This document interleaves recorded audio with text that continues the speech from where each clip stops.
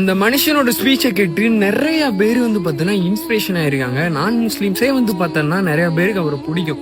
ஆனால் அப்படிப்பட்ட ஒருத்தரை வந்து பார்த்தோன்னா எந்த ஒரு உண்மையுமே தெரியாமல் அவர் தப்பானவர் சொல்லிட்டு ப்ரொஜெக்ட் பண்ணி அவரை ஒரு தப்பான இதில் வந்து பார்த்தோன்னா ஒரு வீடியோ வந்து பார்த்தோன்னா எடுத்து போட்டு நீங்கள் அவ்வளோ மோசடி பண்ணியிருக்கீங்க, இந்த மோசடி பண்ணியிருக்கீங்க அப்படிங்கிறத வந்து பார்த்தோன்னா சொல்கிறது ரொம்ப தப்பு. எந்த ஒரு விஷயத்தையுமே வந்து பார்த்தோன்னா உங்களுக்கு உண்மை தெரியாம அதை இது பண்ணாதீங்க. மோஸ்ட்லி அந்த வீடியோ வந்து பார்த்தோன்னா ஷேர் பண்ணாதீங்க. ஏன்னா தப்பு இருந்தாலும் இல்லை இல்லைனாலும் அந்த வீடியோ ஷேர் பண்ற, ஏன்னா நம்மளுக்கு எதுவுமே தெரியாதே அதை பத்தி.